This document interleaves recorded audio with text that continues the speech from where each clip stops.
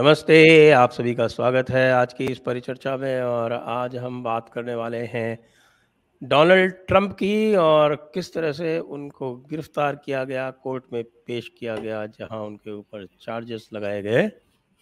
लेकिन क्या ये वही है जो दिख रहा है, या इसके पीछे डीप स्टेट की कोई और प्लानिंग चल रही है? आइए हम मिलते हैं हमारे जियो इकोनॉमिक्स एक्सपर्ट डॉक्टर अंकित शाह से। नमस्कार। नमस्कार अंकित जी। नमस्कार सर, नमस्कार। तो ये जो ट्रंप को अरेस्ट किया गया है, ये क्या केवल एक पॉलिटिकल मूव है, या फिर डीप स्टेट की कोई और प्लानिंग है? देखिए, ये जितना भी यूनाइटेड स्टेट्स में अभी चल रहा है, एक तो इसका पूरा बैकग्राउंड वर्क है 2024 इलेक्शंस के लिए। और जो रिपब्लिकन्स है उसमें कैंडिडेट्स में हम देख रहे हैं कि डोनाल्ड ट्रंप अभी भी आगे हैं। तो जितने भी उनके ऑल्टरनेटिव्स खड़े होने, जैसे कुछ टेक्सास या फ्लोरिडा के कुछ गवर्नर हैं, कुछ और भी रिपब्लिकन्स हैं वो ट्राइंग टू चैलेंज हिम, लेकिन हम देख रहे हैं कि उनकी पब्लिसिटी बढ़ते ही जा रही है। अच्छा, अब ये जो मूव हुआ है, उनके ऊपर केसेस तो बहुत सारे बल्कि पेंडिंग है ही, और कुछ नए cases after Joe Biden term में स्टार्ट भी हुए हैं नए केसेस।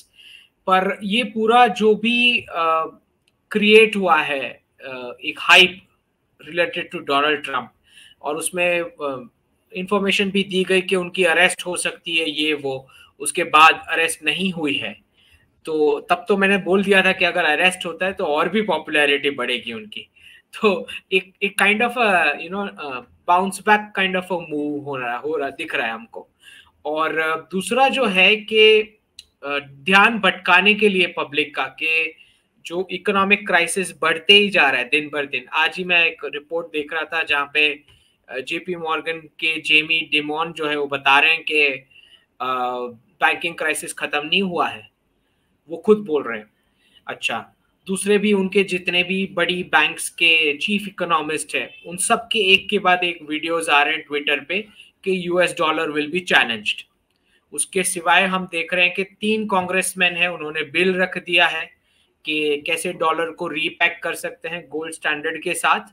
और वर्ड यूज किया गया है to stabilize the US dollar. Stabilize, ये समझाएं क्या, ये टू स्टेबलाइज, ये स्टेबलाइज कैसे करेंगे? स्टेबिलाइज माने जो फेडरल रिजर्व और यूएस ट्रेजरी का जो एंडलेस प्रिंटिंग रहा है इतने साल, वो एंडलेस प्रिंटिंग का प्रोसेस अब बंद हो जाएगा। That is what stabilisation means.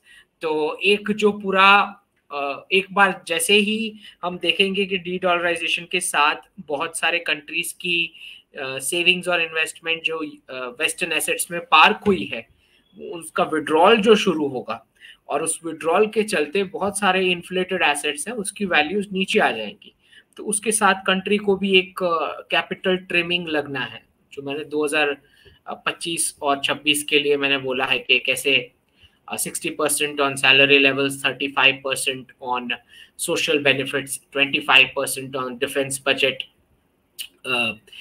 ये मेरे आंकड़े थे comparing 2022 numbers to what the reset economy after 25-26। तो उसी की प्रिपरेशन चल रही है। ये जो बिल बता रहे हैं कि repegging the dollar to the gold standard, वो जो कन्वर्टिबिलिटी 1971 में प्रेसिडेंट निक्सन ने बंद कर दी थी, right, with respect to the US dollar.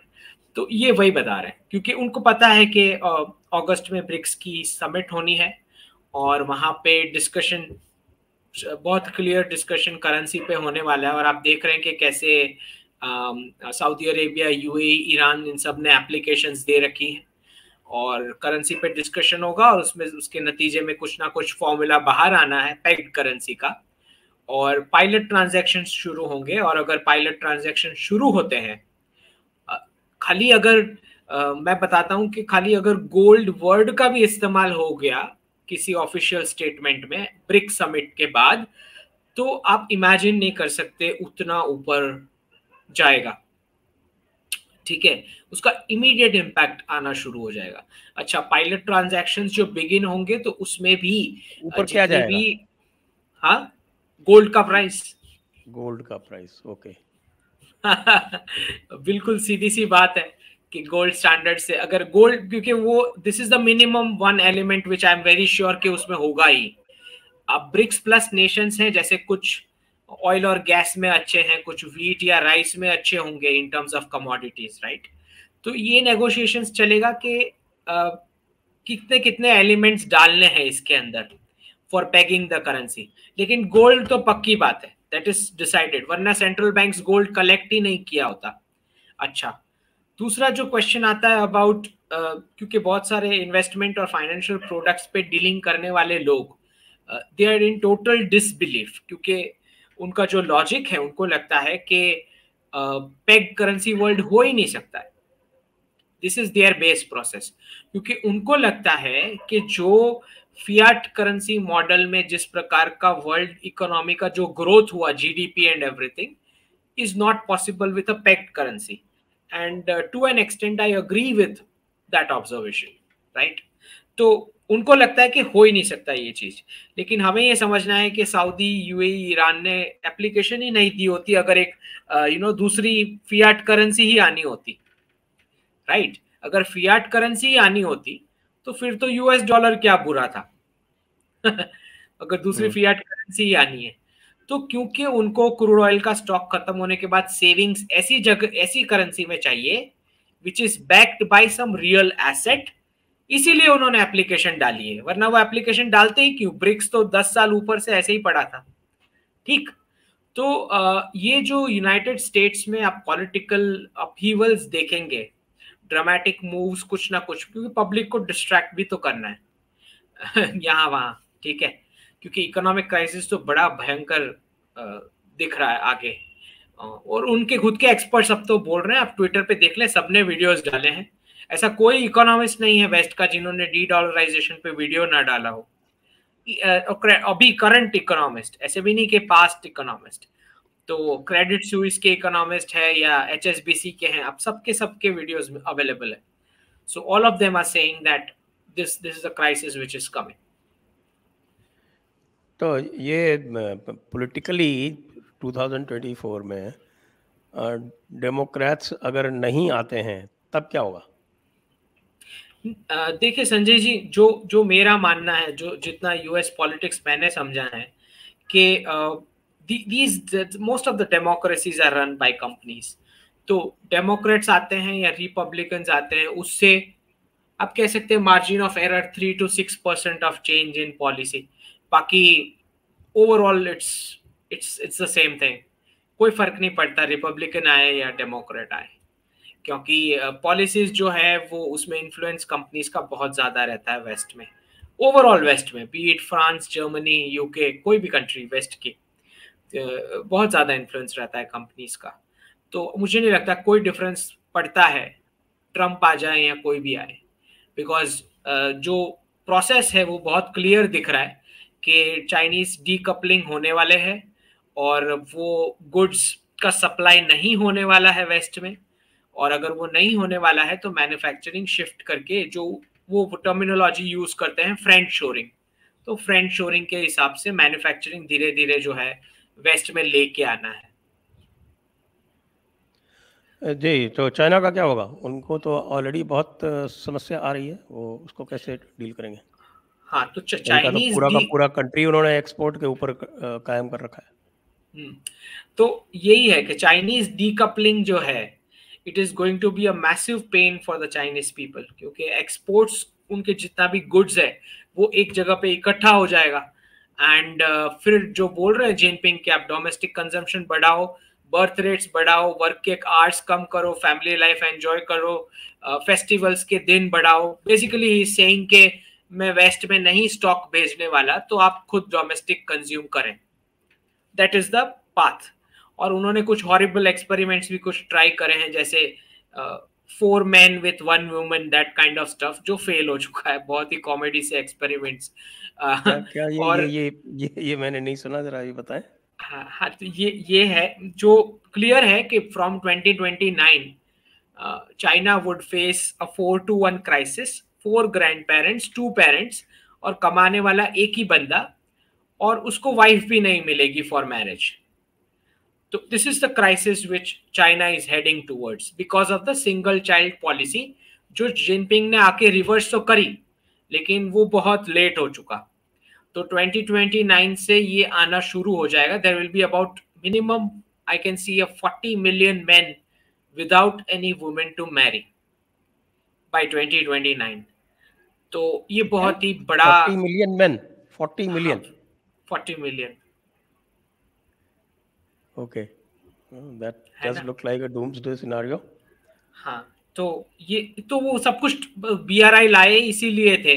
उन्होंने पाकिस्तान, नेपाल, श्रीलंका हर जगह क्या बोलते हैं, Chinese restaurants, free Chinese newspaper, free Chinese schools, Mandarin language free classes, ये सब ट्राई किया। लेकिन फिर भी उनको उतनी विमेन सप्लाई नहीं मिली जो वो एक्सपेक्ट कर रहे थे from BRI। Belt and road initiative basically उसी लिए था कि कुछ विमेन मिल जाए, कुछ फूड मिल जाए, कुछ चाइनीज को जॉब्स मिल जाए और फिर लैंड पे भी कब्जा हो जाए एसेट, क्योंकि वो पूरा डेट ट्रैप डिप्लोमेसी जिसको बोलते हैं, जिसमें वो फंसाता था सबको। तो वुमेन बहुत बड़ा एलिमेंट था। तो जो भी कंट्रीज जो आइडेंटिटी वाइज अलर्ट रहते हैं, they would not supply women to them. और ये आइडिया उनको अफ्रीका से आया था अराउंड 2010 के जो जो ऐसी ज्योग्राफी होती है जो पॉवर्टी स्ट्रिकन हो, जहाँ पे रिसोर्सेज की कमी है, उस जगह हम प्रोजेक्ट्स डालेंगे तो वहाँ की जो लोकल विमेन है can be forced to marry with Chinese man. ये उन्होंने अफ्रीका में 2010 के आसपास सीखा। उसके बाद ये बेल्ट एंड रोड इनिशिएटिव लेके आए थे ये सोच के कि पाकिस्तान, श्रीलंका, नेपाल, जहां जहां ऐसे प्रोजेक्ट्स है जहां पे बहुत ज्यादा पॉवर्टी है, जिसकी फाइनेंशियल वायबिलिटी नहीं होती ऐसे प्रोजेक्ट्स की, और वो रीजन की जो विमेन है would be eager to marry with the Chinese man. ये सोच के वो बेल्ट एंड रोड इनिशिएटिव लेके आए थे कि हम डेट ट्रैप भी करेंगे, लैंड भी हथिया लेंगे, फूड भी मिल जाएगा, और जो एसेट है वो भी एंड में कब्जा कर लेंगे क्योंकि डेट ट्रैप हो जाएगा। तो ये उनका पूरा लॉजिक था। जो पाकिस्तान से तो आपको रिपोर्ट्स आए भी हैं कि they supplied women to them, but फिर भी it is failing because Pakistan, हर एक कंट्री की खुद की कल्चर है, और they are not okay with someone is eating a dog, someone is eating a donkey, और फिर उस कल्चर के साथ बैठना, Mandarin, Chinese language and that all thing, और वो भी ये जेल्ड क्रिमिनल्स जो बीजिंग से रिलीज किए गए ये सारे प्रोजेक्ट्स में, ये तो चाइनीज क्रिमिनल्स है ना जो छोड़े गए एज वर्कर्स इन BRI, ठीक है। तो इनके साथ marriage, forced marriage and that kind of stuff, जो फेल हो चुका बहुत, क्योंकि और फिर उन्होंने ट्राई किया कि चलो कल्चरली नहीं मैच हो रहा है, मना कर रहे हैं ये लोग, ये सारे कंट्रीज, तो उन्होंने free Chinese schools, newspaper, restaurant ये सब शुरू किए ये BRI प्रोजेक्ट्स में, कि चलो उनको पहले कल्चरली हम टेम करते हैं टू चाइनीज मेथड्स, तो हमको इजीली मैरिज करने को मिलेंगे विमेन सप्लाई। तो वो भी फेल हो गया उनका। उसके बाद ये सब ट्राई कर रहे हैं in some pockets, 1 women with 4 men, that kind of stuff, तो वो भी नहीं चला है, that is also horribly failed. तो सिंगल चाइल्ड का जो ये पूरा इम्पैक्ट चाइनीज इकोनॉमी में हम देखेंगे, इसकी वजह से, और ऊपर से ये डी-डॉलराइजेशन का डीकपलिंग होना है, तो दे वांट के पूरा डोमेस्टिक कंजम्पशन का साइकिल फिर से शुरू हो, विच is why he is saying के फेस्टिवल्स के डेज बढ़ा दो, वर्किंग आवर्स कम कर दो, राइट, क्योंकि एक्सपोर्ट उस क्वांटिटी में अब करना नहीं है फ्यूचर में। तो this are the kind of challenges. और ये तो पता ही था कि डी-डॉलराइजेशन के साथ दोनों इकोनॉमी खड़ी पैरेलल हुई थी, दोनों इकोनॉमी बैठेगी भी साथ में, बहुत ही ऑब्वियस सी चीज है। तो रिजर्व करेंसी का पूरा बबल एक चाइनीज रियल एस्टेट सेक्टर में इकट्ठा हुआ पड़ा था, बिल्कुल वैसे जैसे US के IT सेक्टर में बबल इकट्ठा हुआ पड़ा है रिजर्व करेंसी का। तो दोनों सेक्टर फूटने ही फूटने हैं। There is no escape. इसके साथ में ये जो अमेरिकन डेमोक्रेसी का जो चल रहा है, आपको लगता नहीं कि पूरी की पूरी अमेरिकन डेमोक्रेसी जो है वो इसकी इकोनॉमिक्स की चपेट में आ गई है और इसका एक पूरा रियल खतरा पैदा हो गया है कि ये डेमोक्रेसी सरवाइव ही ना करे? और उसमें एक मुख्य कारण ये है कि पिछले 50 सालों में जो इन्होंने लेफ्टिस्ट के आइडियाज़ को हावी होने दिया और अपने परिवारों का जो फैमिली स्ट्रक्चर था उसको समाप्त किया, जो डिस्ट्रक्शन ऑफ फैमिलीज़ किया इन्होंने, उसके कारण अब जो सिंगल पेरेंट फैमिलीज आ गई हैं या बिल्कुल सिंगल पर्सन फैमिलीज अब हो रही हैं, तो जो बीच में सोसाइटी और फैमिली का एक इंटरजेक्शन था स्टेट और इंडिविजुअल के बीच में, वो ख़त्म होने से ये पूरा का पूरा जो कैपिटलिस्टिक मॉडल है यूएस का, वो अनटेनेबल हो चुका है। बिल्कुल आप सोचते हैं ऐसा? बिल्कुल बिल्कुल। और आप देखेंगे कि पूरा जितना भी इनोवेशन हो पाया वो उसी बेस पे हो पाया कि चीप एंड इजी क्रेडिट। तो जब एक हाई इंटरेस्ट रेजीम में जाएंगे पेग्ड करेंसी वर्ल्ड में, जहां पे ऐसा एंडलेस प्रिंटिंग पॉसिबल नहीं है, तो वो जो जैसे फॉर एग्जांपल 100 कंपनीज को मैंने पैसे दे दिए at very low rate of interest, almost negligible, तो उसमें से देयर इज नो सरप्राइज कि एक गूगल और माइक्रोसॉफ्ट तो बन ही सकता है जब 100 को बांटे गए हैं पैसे। तो इस तरह से इनोवेशन हुआ था। Now in a pegged currency world जहां पे प्रिंटिंग नहीं हो पाएगी, राइट, जब रीपैग हो जाएगा डॉलर, तो आप देखेंगे कि एक बड़ा सा ट्रिम लगेगा इंडस्ट्रीज के ऊपर, जो हम देख ही रहे हैं कि कैसे ले ऑफ शुरू हो गए हैं, ऑफिस बिक खाली कर रहे हैं, कंसोलिडेशन हो रहा है बिजनेसेस का, और इतने सारे तो डिफॉल्ट फाइलिंग्स हुए हैं। तो ये सारा जब मैंने वोटिंग से बाइडेन की ओथ डेट से 7 दिन पहले जब मैंने ये लिखा था तब लोग हंस रहे थे। मैंने लिखा था कि कैसे पहले स्टिम्युलस पैकेज आएगा, उसके बाद गैसोलीन के प्राइसेस और फूड प्राइसेस बढ़ेंगे, उसके बाद इंटरेस्ट रेट बढ़ने वाला, इन्फ्लेशन बढ़ेगा, और फिर ये इसी डायरेक्शन में जाएगा। तो ये सब मैंने जब 7 डेज पहले लिखा था इन 2021, people were laughing that time कि नहीं नहीं यूएस में तो इंटरेस्ट रेट बढ़ ही नहीं सकता है। अच्छा, अभी ये फेड के एक बड़े ऑफिशियल का स्टेटमेंट आ गया है कि 5% और उसके ऊपर उस रेंज में तो रखना ही पड़ेगा इंटरेस्ट रेट।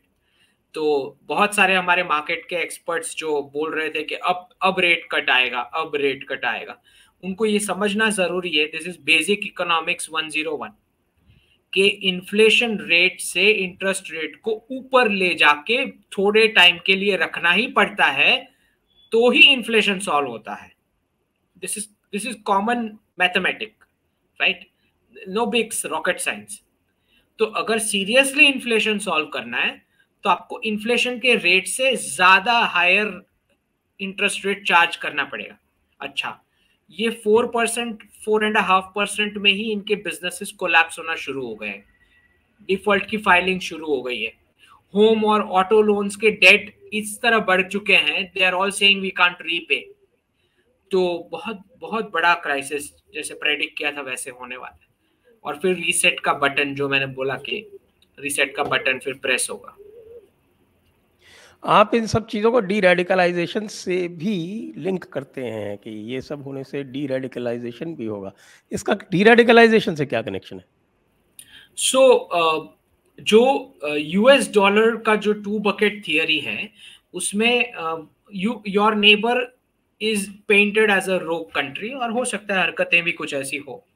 तो one set of country is healthy economics, other set of country is a rogue nation, most probably your neighbor। तो एक कंट्री को सैंक्शन होता है और दूसरी कंट्री को डॉलर्स और आर्म्स मिलते हैं, उस तरह से यूएस डॉलर कंटिन्यूज। तो मिडिल ईस्ट में जो एक हम शिया और सुन्नी वाला कैंप देखते हैं, तो वो कैंप के बीच जो रिवलरी है उसमें बहुत बड़ा रोल यूएस डॉलर का था कि ईरान को हम सैंक्शन में रखेंगे and you are our allies, Saudi Arabia, UAE and the opposite grouping. ठीक है, तो रेडिकलाइजेशन को बढ़ावा हम जानते हैं कि कुछ फंडामेंटल रिलीजियस डॉक्ट्रिन तो है ही, लेकिन उसके अलावा एक वेस्टर्न वर्ल्ड का इंटरेस्ट था कि ये क्लैश कंटिन्यू हो, और उसी की वजह से बहुत ज्यादा crude oil wealth middle east की रेडिकलाइजेशन पे लग गई कि एक दूसरे के सामने प्रॉक्सीज खड़े करने हैं। जो बेस मटेरियल है वो तो अवेलेबल है ही, पॉलीगैमी से नंबर्स भी अवेलेबल है, और गन्स और आर्म्स और डॉलर्स का सप्लाई भी अवेलेबल है, और सामने वाला सैंक्शनड भी है। तो ये पूरा एक डी रेडिकलाइजेशन वेव इसी वजह से लिंक्ड है डी डॉलराइजेशन के साथ। तो आप जब देखते हैं कि सऊदी अरेबिया और ईरान दोनों के फॉरेन मिनिस्टर्स अभी चाइना विजिट करने वाले हैं, एंड दे फॉर्मली डिक्लेयर्ड कि हम डिप्लोमेटिक टाइज सही करेंगे। तो that is what the deradicalization process is, कि जैसे ही अगर एक डिसेंट लेवल की अंडरस्टैंडिंग बन जाती है दोनों कैंप के बीच, तो फिर रेडिकलाइजेशन की कोई जरूरत नहीं, वो प्रॉक्सी टेरर नेटवर्क्स की कोई जरूरत ही नहीं है, right? Which is why I say that dedollarization is also equal to D radicalisation.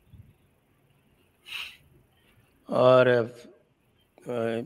Temple economics और फेस्टिवल इकोनॉमिक्स का क्या रिलेशन है भारत की अर्थव्यवस्था में सुधार से? बहुत बहुत ज्यादा।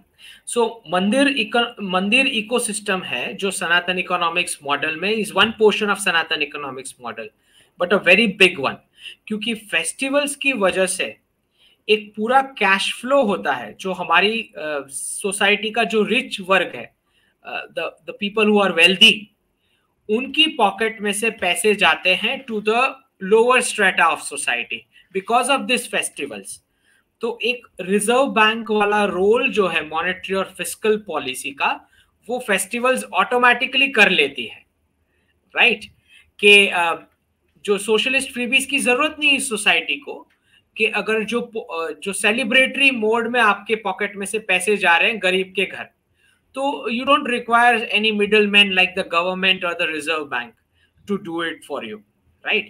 तो हमेशा से, which is why you see that Hindus were, I mean, till 2014 almost unaware of the political realities or less interested or neutral, whatever that you would like to say, right? इसका रीजन ही ये है क्योंकि ये society पूरी सनातन धर्म based auto pilot mode पे चल रही थी। उसको लेना देना ही नहीं है कि पॉलिटी किसकी है, वो ऊपर मुगल बैठा है या ब्रिटिश बैठा है या इंडियन गवर्नमेंट बैठी है, उनको लेना देना ही नहीं है, क्योंकि पूरी ऑटो पायलट मोड पे है ये सोसाइटी, ठीक? तो विच इज व्हाई आई से कि मंदिर ecosystem and festivals have a very big role. मंदिर इकोसिस्टम में तो आप जानते ही हैं कि कैसे पूरा लाइफ साइकिल का एक प्रिजर्वेशन चलता है। अब कंफ्यूजन हमारी पॉपुलेशन में ये है कि उनको लगता है कि वो जाके वहां हुंडी में पैसे डाल रहे हैं फॉर मेंटेनेंस ऑफ द मंदिर। इनको ये नहीं पता कि मंदिर is preserving the entire life cycle of the planet, ठीक?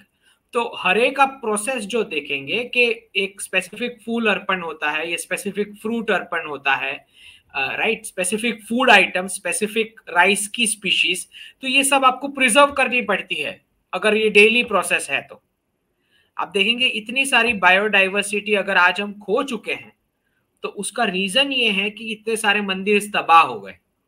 अगर वर्ल्ड ने इतनी सारी बर्ड और एनिमल और प्लांट और फूड की स्पीशीज खोई है, बायोडाइवर्सिटी, उसका एक ही रीजन है कि इंडियन मंदिर्स वर डिस्ट्रॉयड। अब मंदिर ओपन करके देख ले वर्ल्ड वाइड सारी ज्योग्राफीज में, ऑटोमेटिक सब रिवाइव हो जाएगा। आप खाली प्लांट्स ऑब्जर्व करके देख ले, मंदिर के आसपास जो ट्रीज और प्लांट्स है, और एक पब्लिक पार्क में जाके आप देख ले जिसका मेंटेनेंस कमर्शियली होता है, आप डिफरेंस देख ले। अच्छा, हर एक चीज के पीछे पूरा एक सनातन धर्म का लाइफ साइकिल का पूरा एक लॉजिक लगता है, राइट? कि स्पेसिफिक भगवान को स्पेसिफिक फ्लावर ही चाहिए। अगर स्टैंडर्डाइजेशन हो गया तो फिर अब्राहमिक हो गए हम। अगर स्टैंडर्डाइजेशन हो गया, अगर सबको मैरीगोल्ड फ्लावर ही चाहिए, तो फिर रोज और बाकी सारे फ्लावर्स जो है, लोटस और ये सब, वो तो स्पीशीज हम मार देंगे। We will do only marigold, right? तो ये डाइवर्सिटी जो है, दैट इटसेल्फ इज सनातन धर्म, ठीक है? कि सबको साथ में लेके चलना है। हमको स्नेक भी चाहिए, फिर माउस भी चाहिए, which is a food of the snake, right. और फिर हमें ईगल भी चाहिए, और फिर पीकॉक भी चाहिए, मंकीज भी चाहिए, और फिर स्क्विरल्स भी चाहिए, राइट। तो आप कोई भी भगवान का फोटो उठा के देख ले, आपको पूरी लाइफ साइकिल के सारे वर्जन्स दिखेंगे, सारे, और वो भी सारे सारे अलग अलग भगवान। अच्छा, और हर एक के पास कुछ ना कुछ इक्विपमेंट है, कुछ ना कुछ फ्लावर है हाथ में भगवान के, कुछ ना कुछ वेपन है, कुछ ना कुछ व्हीकल है। तो बता रहे हैं कि आपको इन सबको भी प्रिजर्व करके चलना है। That is how the entire society can function. और गोल्ड पहना हुआ है, आपको कहीं डायमंड नहीं दिखेगा। जो अभी लेटेस्ट बना रहे हो वो अलग बात है, बट ओल्ड पिक्चर्स आप देखेंगे सारे भगवान के ऊपर गोल्ड ही है। So gold is Sanatan. It's the only asset which is zero political risk, zero geopolitical risk, zero default risk, zero liquidity risk, right? Nobody can do anything about it. So gold is actually human rights. If you have physical gold, that is human rights. ठीक है। तो paper currency है, वो तो कोई छाप रहा है, डिजिटल करेंसी है तो कोई एंट्रीज बना रहा है, but physical gold is the emergency wealth, which is why हमारी सिविलाइजेशनल विजडम में जब जनरेशंस को हम पास ऑन करते हैं, we pass on physical gold, right. कि कहीं भी अगर आप फंस गए हो, अगर आपके पास आपने कुछ गोल्ड का पहना हुआ है, तो आप it's a most liquid asset, आपको तुरंत उसका कैश मिल जाएगा अगर आप कहीं फंस गए तो, ठीक। तो ये तो हमारा सिविलाइजेशनल विजडम है। तो I am not surprised if a BRICS currency is coming up pegging with gold. मतलब उसमें सरप्राइज होने वाली कोई बात ही नहीं है। दिस इज सनातन। तो अब ये जो फिर से मैं वहीं जाऊंगा कि अचानक एकदम से चर्न हुआ, क्राइसिस बढ़ती जा रही है, और क्राइसिस के बढ़ते बढ़ते अचानक किसी को ख्याल आता है कि ट्रंप को जेल में भेज देना चाहिए। अब ये आप ये 2+2 जो है, इसको जरा बताइए, ये क्या है? ये 2+2 4 है या 5 है या नहीं, 22 है? इसमें संजय जी बहुत क्लियर है कि जिस प्रकार का क्राइसिस है आज, एज एन अमेरिकन अगर मैं कुछ प्रोडक्ट परचेज करने जाता हूं, ठीक है, तो मुझे समझ में आता है कि इसकी क्वांटिटी 30% कम हो गई, जो मुझे पिछले साल इसी प्राइस पॉइंट पे मिल रही थी, ठीक है। तो अब अगर इससे डिस्ट्रैक्ट होना है तो कुछ ना कुछ न्यूज आइटम स्पाइसी चाहिए। तो बीच में वो बलून्स आ गए थे, चाइनीज बलून, ठीक है।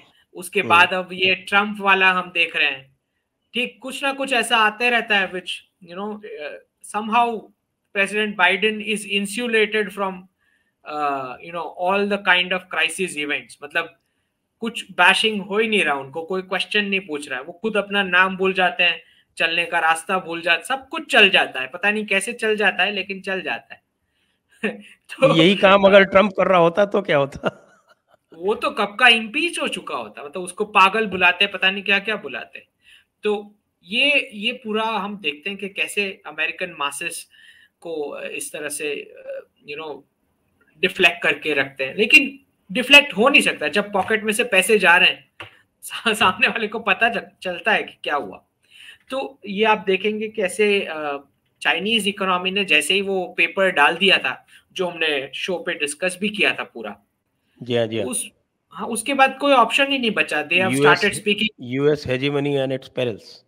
हाँ, पूरा डॉक्यूमेंट डिटेल में डाला, अपनी पब्लिक को ओरिएंट किया कि कैसे $100 प्रिंट होने का खर्चा खाली 17 सेंट्स है, और उसके बदले हम एक्चुअल फिजिकल गुड्स दे रहे हैं चाइनीज बना के, तो हम इस तरह लूटे जा रहे हैं। तो जब वो ओरिएंटेशन दे चुके तो अब कोई ऑप्शन ही नहीं बचा था कि they will have to tell their people. तो इसीलिए हम देखते हैं कि मार्को रूबियो है सेनेटर, फिर अब तो प्रेसिडेंट ट्रंप ने बोल दिया डी डॉलराइजेशन, उससे टकर कार्लसन का वीडियो आ चुका है डी डॉलराइजेशन पे, फॉक्स न्यूज पे आ चुका है, CNN पे आ चुका है, और सारे इकोनॉमिस्ट अब ओपनली बता रहे हैं कि this is where it is heading. अच्छा, मार्को रूबियो ने तो ये तक बोल दिया कि अगर सब चले जाएंगे तो फिर तो उस हिसाब से तो we can not sanction anyone. ये लोग अगर दूसरी सिस्टम में ही चले गए। बल्कि अगर ये देखा जाए कि ये सारा का सारा वहीं से है जो इन्होंने रशिया को जो सैंक्शन करने की कोशिश की। अब वो छोटे मोटे ईरान वगैरह का तो सैंक्शन कर लिया काफ़ी सक्सेसफुली, लेकिन जो रशिया को सैंक्शन करने की कोशिश की, मुझे लगता है वहीं से ये सारा जो इशू था वो एक्सपीडाइट हो गया। ये होना तो था, लेकिन शायद 10 साल बाद होता। लेकिन रशिया को जो इन्होंने सैंक्शन किया, उस चक्कर में ये साल भर के अंदर ही वो चीज़ हो गई, 10 साल कंप्रेस हो गए 1 साल के अंदर। क्या सोचते हैं आप? अंकित जी?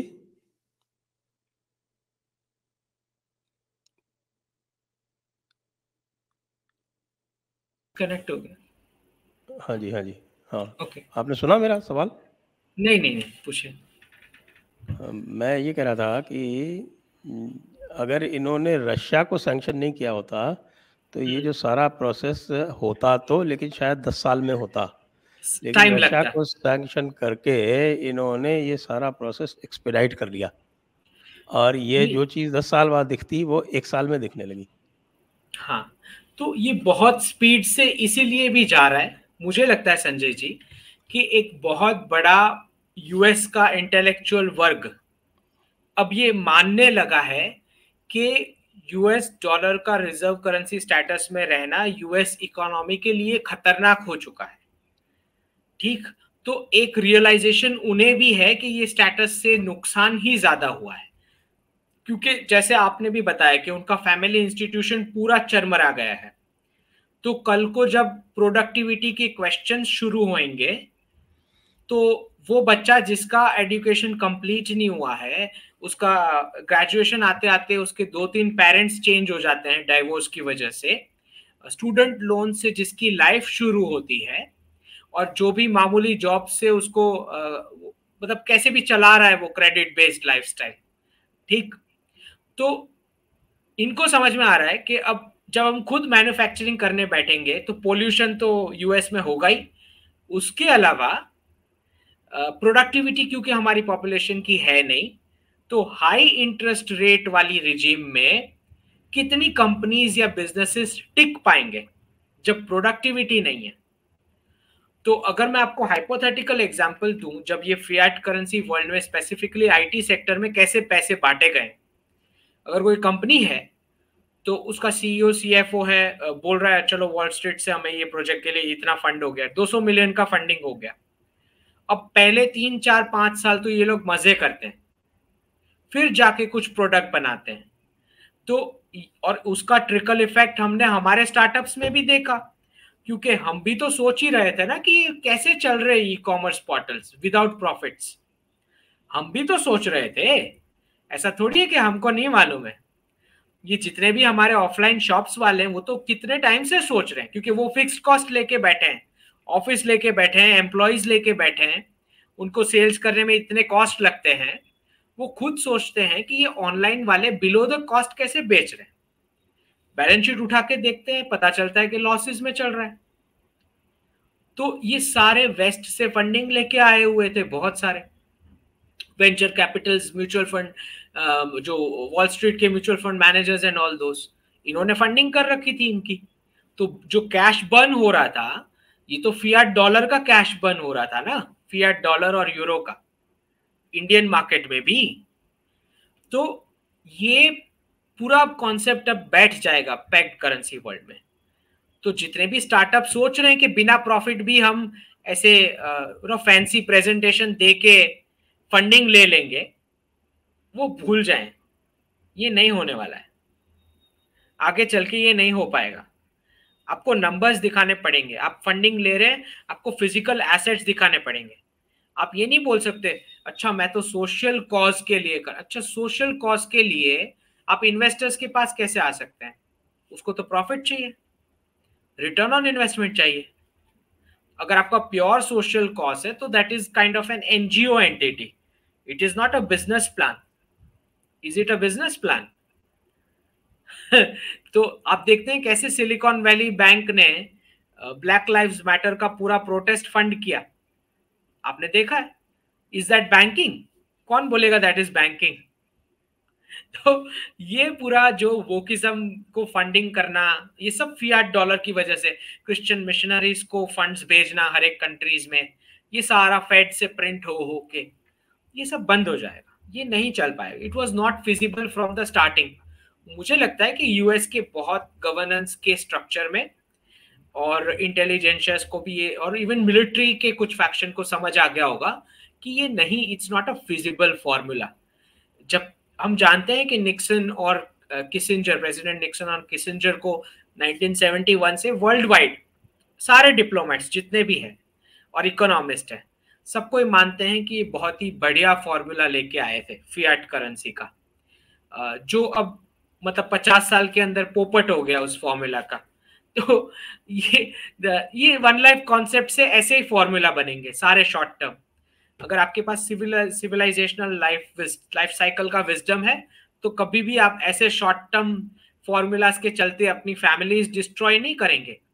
आज अगर इंडियन अर्बन सिटीज में हमारी पॉपुलेशन जो है, जो पेरेंट्स से जुदा होके आई है और जॉब्स मॉडल में है और स्पेसिफिकली फॉरेन रेमिटेंसेस लेती है और वेस्ट को एज एन इंस्पिरेशनल मॉडल के तौर पे देखती है, तो वेस्ट का तो क्या है कि उनके पेरेंट्स को state is looking care of because of the fiat currency printing.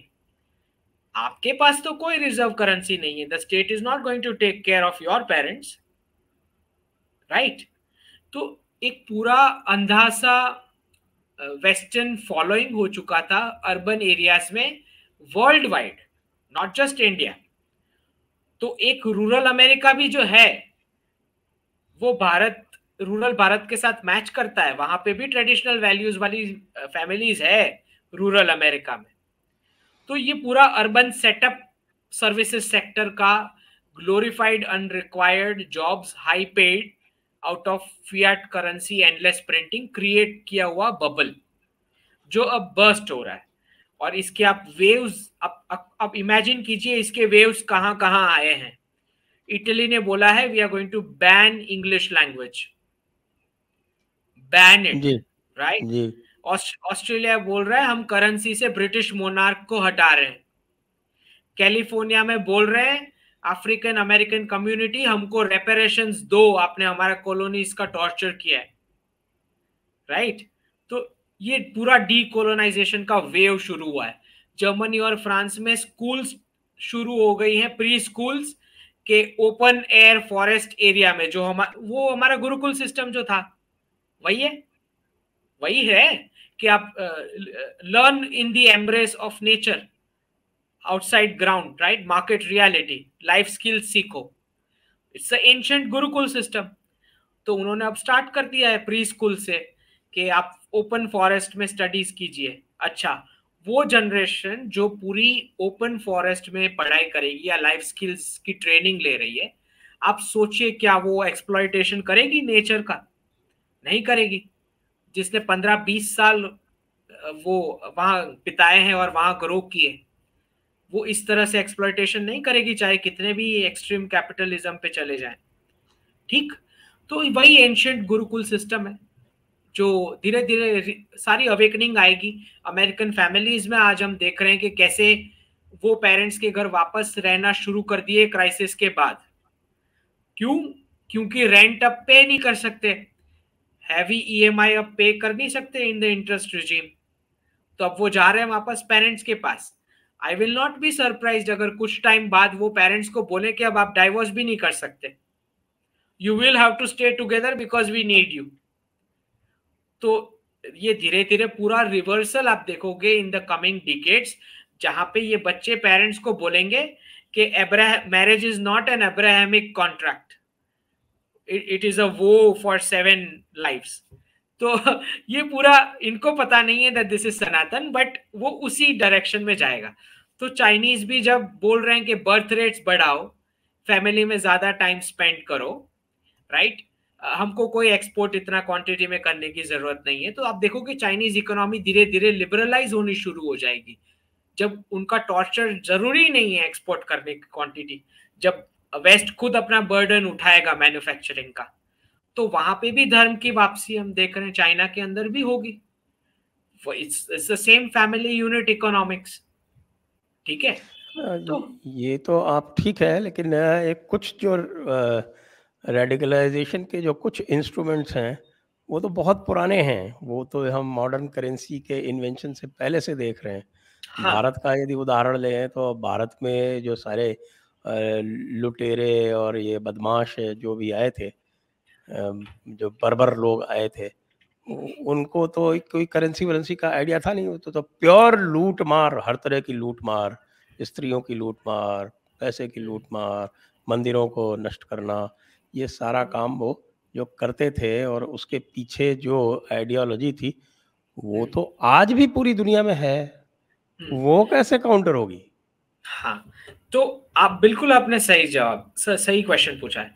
तो क्वेश्चन ये है कि अगर वो रेडिकलाइज थे पहले से based on a religious doctrine, तो जहां पे उस रिलीजियस डॉक्ट्रिन का जन्म हुआ है, जो ज्योग्राफी, जो Saudi Arabia, UAE and the Middle East Gulf region जिसको हम बोलते हैं, राइट, वो जन्म उसका भी वही इकोनॉमिक ओरिजिन है। तब करेंसीज नहीं थी, लेकिन ओरिजिन तो वही है उस प्रैक्टिसेस का, कि अगर वो पॉलीगैमी कर रहे थे तो वो क्यों कर रहे थे? क्योंकि उन्होंने बनाना था मॉब्स, और वहां से जो भी ट्रेड पास होता है, क्योंकि अरब डेजर्ट गल्फ में there was no possibility of manufacturing, production और प्लांट्स और दैट काइंड ऑफ स्टफ। तो उनको तो उसी पे रिलाई करना था कि ट्रांजिट से जो गुजरता है अपने गुड्स लेके, उसको मॉब बना के लूटने का था, right? That was the only economics they had. उनके पास ऑप्शन ही नहीं था, because desert was not productive, और वहीं पे उनका जन्म हुआ है। तो पॉलीगैमी का भी रीजन यही था, because no community will give girls in that harsh desert area, so they were marrying each others daughters and sisters and that kind of stuff, right? तो ये पूरा डेजर्ट प्रैक्टिसेस वहीं पे इसीलिए हुआ, दैट इज उसका, उसके पीछे भी इकोनॉमिक्स ही है। It is not currency but it is economics, क्योंकि उनकी कोई प्रोडक्टिविटी थी नहीं। लेकिन उसको तो एज इट इज़ यहाँ ला के लागू कर दिया ना लोगों ने। आज भी हमारे यहाँ एक बड़ी जनसंख्या है जो उन्हीं डेजर्ट प्रैक्टिसेस में और उसी डेजर्ट कल्चर में उसको जो है वो आदर्श मान के और उसको जीती है। और आप देखते हैं कि हर बार जो है हमारे यहाँ जब भी हिंदुओं के पर्व होते हैं तब उन पर आक्रमण करते हैं, और उनका जो ये अशराफिया मुल्ला मौलाना क्लास है वो सारी अपनी प्रेरणा वहीं से लेता है, उनकी प्राणवायु वहीं से आती है। ट्रू, सही है, तो बात इसको बिल्कुल सही है। ये कैसे काउंटर होगा? तो जब पॉइंट ऑफ ओरिजिन पे सॉल्यूशन हो रहा है, they themselves are moving towards deradicalization. आप धीरे धीरे देखेंगे कि जो मैंने तो प्रेडिक्ट किया है, जैसे मैं बता रहा हूँ कि UAE would be the first Hindu country bye 2047, Saudi Arabia would be the first Jewish majority and Iran would be the first Christian majority in the region। क्योंकि मुझे ये मेरा अंडरस्टैंडिंग है, मुझे ये लगता है कि जब इकोनॉमिक्स बैठ जाएगी तो automatically they will counter every routine actions of people which goes anti economics, which is why हम देख रहे हैं कि they are moving towards diversifying their portfolio outside of the free crude oil which comes from the soil.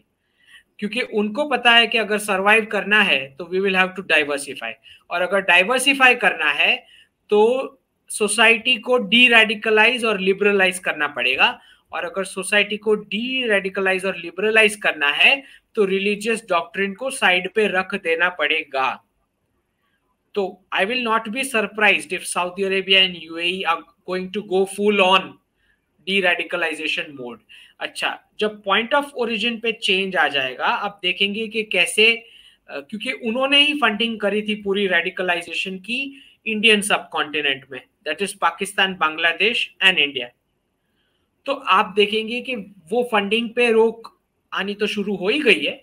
उसके अलावा भी आप देखेंगे they will align with India on reforming the native population here as well, क्योंकि after all everyone knows that these are converts. तो वो तो शीशे में देख के ही पता चल जाता है कि ये नाक, आंख, कान, सब, स्किन, हाइट, सब कुछ भगवान राम वाली ही है। तो ऊपर कितने भी नाम चेंज कर दो, कपड़े अलग पहना दो, उससे कोई फर्क नहीं पड़ता। तो एक रियलाइजेशन ये तब आएगा जब ये पाकिस्तान वाला जो एक पूरा फेक एक्सपेरिमेंट है वो कोलैप्स होगा, और उसी डायरेक्शन में जा रहे हैं। It will collapse very soon. तो आपका क्या प्रेडिक्शन है कि ये पाकिस्तान जो है वो 4 कंट्रीज में टूटेगा या 5 में? इनके पास आफ्टर पाकिस्तान ऑक्यूपाइड कश्मीर इनके पास दो ऑप्शन है। वन इज, जो मुझे डाउटफुल लगता है कि उनको वो विजडम आएगा, बट अगर उनको विजडम आ जाता है, जो मेरी समझ है कि उनके एजुकेशन सेक्टर को रिवैम्प करने के लिए उसमें कोई इंटरेस्टेड नहीं है सिवाय इंडिया के, क्योंकि उसमें 100 बिलियन 200 बिलियन डॉलर्स लगेंगे, फंडिंग लगेगी उतनी पूरा एजुकेशन सेक्टर रिवैम्प करने को। who will be interested in doing that? Because the rest of the world wants to see एक भिखारी पाकिस्तान, उनको डिपेंडेंट पाकिस्तान की जरूरत है। India is the only country which will be interested कि यहाँ पे कुछ ठीक ठाक हो सके तो, राइट? लेकिन वो इंडिया की टर्म्स पे होगा, वो आपकी टर्म्स पे नहीं हो सकता। तो after PoK Pakistan has two options, either further collapse into many parts, और या तो फिर वो दिल्ली की शरण में आ जाएं और दिल्ली जो गवर्नेंस का डायरेक्शंस देती है उसको इम्प्लीमेंट करना शुरू करें। और जिसका मैंने वो प्रेडिक्ट करके लिखा था कि मंदिर इकोसिस्टम जो है, वहाँ हिंगलाज माता का मंदिर है, शारदा पीठ है, ये सब अगर इंडियंस को फ्री एंट्री एंड एग्जिट दी जाती है तो एक कैश फ्लो का बहुत बड़ा अच्छा सिनारियो, सस्टेन्ड कैश फ्लो का उनको हो सकता है। और हमने फिर देखा भी कैसे होम मिनिस्टर ने बताया कि शारदा पीठ इज अ पॉसिबिलिटी अगर इंडियंस को एक्सेस मिलता है उस कॉरिडोर का। तो एक तो ये है कि पूरे शरण में आ जाए तो दिल्ली अपने डायरेक्टिव्स और इंस्ट्रक्शंस दे सकते हैं गवर्नेंस को ठीक करने के लिए, और हम कर ही रहे हैं ना। हम श्रीलंका को हेल्प कर रहे हैं, हम मालदीव्स को हेल्प कर रहे हैं, हम नेपाल को हेल्प कर रहे हैं, बांग्लादेश को कर रहे हैं, भूटान को कर रहे हैं, तो पाकिस्तान को क्यों नहीं करेंगे? बट द फैक्ट इज कि उनको रेडिकल आइडियोलॉजी छोड़नी पड़ेगी। पहले ये एक्सेप्टेंस तो आ जाए उनकी ओर से कि हम हमारा एजुकेशन सेक्टर रिवैम्प करेंगे, हमको ग्रेजुएशन में जिहादीज नहीं निकालने हैं, हमको डॉक्टर्स, साइंटिस्ट, इंजीनियर्स चाहिए। पहले ही वो एक्सेप्ट तो करें, एक्नॉलेज करें कि हमको उस डायरेक्शन में जाना है। जब तक वो बोलते नहीं है, एक्सेप्ट नहीं कर लेते कि हाँ भाई वो टू स्टेट थियोरी कोलैप्स हो चुकी है, बहुत बड़ी बेवकूफी थी, उनको पहले एक्नॉलेजमेंट तो चाहिए ना। जब ये एक्नॉलेजमेंट आ जाएगा तब उनके पास दो रास्ते हैं, do they want further collapse और छोटे छोटे टुकड़े होने हैं, कि फिर उनको दिल्ली की शरण में आना है और पूरा रिवैम्प करना है सोसाइटी। दो में से एक। राइट। तो अब इसको हम यहीं पर विराम देते हैं। दर्शकों को एक बार फिर से बता दें कि आप जो देख रहे हैं डोनाल्ड ट्रंप की अरेस्ट के बारे में, वो हमारा ये मानना है, अंकित जी का ये मानना है कि वो केवल डोमेस्टिक पॉलिटिक्स ना होकर एक जियो इकोनॉमिक्स भी है। आप सभी को बहुत बहुत धन्यवाद, अंकित जी को भी बहुत बहुत धन्यवाद। जय हिंद, वंदे मातरम। जय हिंद।